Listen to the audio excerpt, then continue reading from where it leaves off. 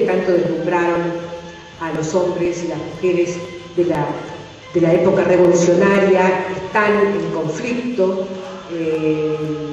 Es difícil hacer cumplir la ley, es difícil que la gente crea en la justicia. Es decir, hay muchos temas que están pendientes de tratar hoy, y muy especialmente en un momento en que en el mundo empieza a haber, como les dije, otros modelos, que son, por ejemplo, las autocracias, China o Rusia con más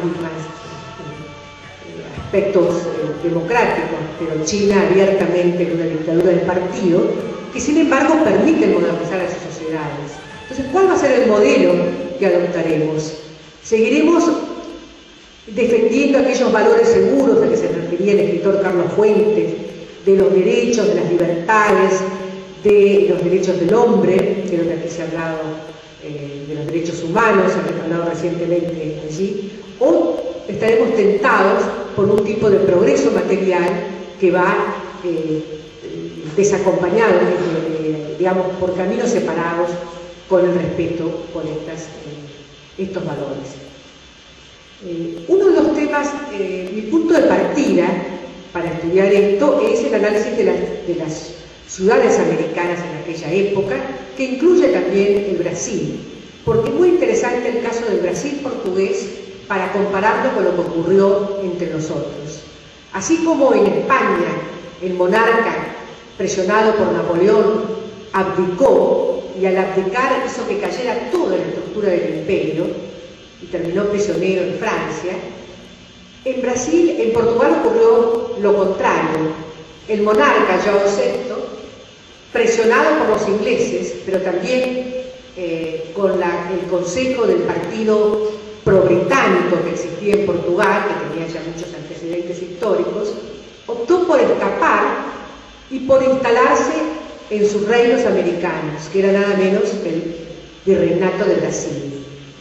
Y al hacer este cambio, que se les ocurre en 1808, por eso Brasil recordó los 200 años de la instalación de la corona portuguesa hace 2 años, y lo recordó pensando en forma muy respetuosa hacia ese monarca, por 2 razones. Una, porque la instalación de la monarquía le dio el empujón a Brasil de que carecía. En lugar de ser un virreinato cerrado sobre sí mismo, que no podía tener ni siquiera imprenta, que no admitía la venida de extranjeros, que estaba celosamente guardando la riqueza de las minas de Ouro Preto, porque eran las minas de oro lo que más interesaban a la corona, se convirtió en la cabeza del imperio portugués, y de ahí toda esa historia expansiva que conocemos, como las intrigas de Carlota Joaquina con el Grupo Patriota de Buenos Aires, el avance sobre lo que era la banda oriental, el avance sobre la Guayana, es decir, esa constitución de un imperio que 11 años después, en forma pacífica, porque el rey se vuelve a Portugal y sus hijos, apoyados por el partido americano, se queda, dice Fico, me quedo.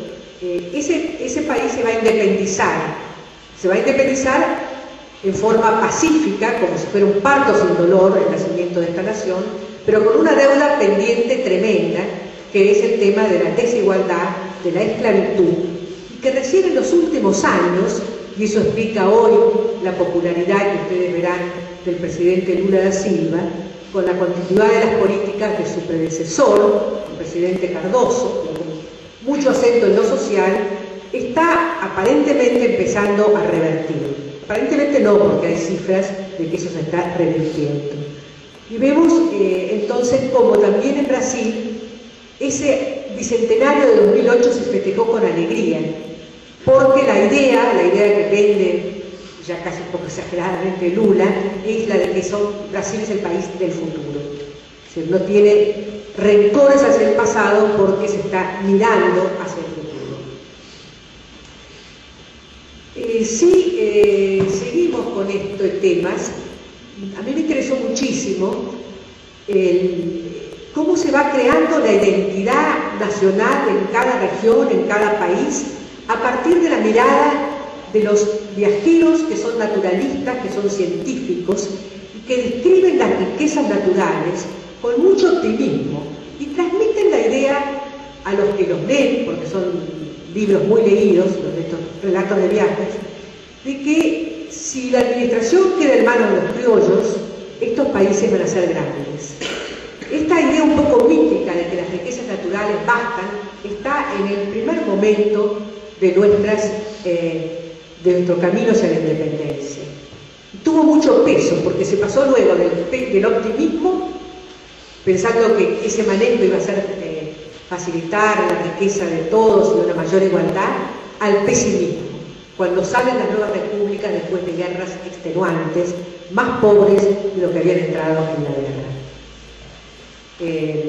Entonces, estos viajeros, Humboldt en primer lugar para la región que mencionamos, Félix de Azara, figura importantísima para nuestros territorios del Río de la Plata, de nuestras pampas, para el Uruguay, donde se lo considera mucho y se lo homenajea, para Paraguay, le permitió durante 20 años, por orden de la corona, él recorrió haciendo la demarcación de límites, pero además escribió, en las horas libres que tenía de sus recorridos, los estudios sobre la naturaleza americana, sobre la forma de producción rural, sus libros sobre la ganadería en el Río de la Plata, es la base de todo lo que se ha hecho después con estudios críticos sobre cómo mejorar la producción rural. Está en Yates, por ejemplo, aquel hombre de la fisiocracia, que escribió en los primeros periódicos, el Semanario de Agricultura, está en Rivadavia, que también le interesó por la agricultura, está en Sarmiento, está en Mitre, en Gutiérrez, es decir, vemos una continuidad de la obra de Azara, así como de la obra de Humboldt, dijo Bolívar, que era el gran elemento que alimentó a los patriotas americanos fue las distintas obras de Humboldt sobre sus viajes por América. Y así podemos citar a otras figuras, como el sabio Caldas en Colombia. En Colombia la emancipación en la primera etapa fue obra de un grupo de científicos, de naturalistas, que se habían formado en una expedición botánica muy famosa y que, el caso de Caldas y algunos más, fueron fusilados durante la reacción española. Además, estos naturalistas escribían. El libro tuvo una enorme importancia en todo lo que fue la formación del espíritu revolucionario.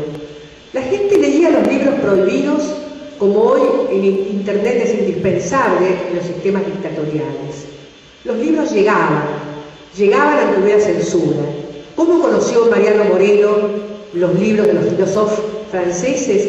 En la biblioteca de una autoridad de la iglesia de Chuquisaca, de un deán, que por el hecho de ser deán podía leer los libros prohibidos y los guardaba en su biblioteca y la dejaba abierta para que personas amigas como este joven Moreno pudieran instruirse. Es decir, el revolucionario Moreno nace en las lecturas de una biblioteca. Belgrano cuenta lo mismo, él habla de lo extraordinario que fue para él cuando llegó enviado por sus padres a Salamanca, no el estudio de las materias, que no le gustaban mucho, sino el estudio de la economía política, de la filosofía, de toda esa luz de nuevas ideas y la posibilidad de traducir, siempre trabajador. Belgrano tradujo a Esnea, gran fisiócrata, participó en tertulias culturales donde se leían libros y se debatían. O sea, el libro aparece en todo, aparecen las figuras femeninas. Mariquita Sánchez, figura clave de nuestra Revolución de Mayo, se convierte en quien será a través de la lectura libre. Lee toda su vida. Cuando tiene 81 años, para su cumpleaños, ¿qué le regala a su amigo Gutiérrez?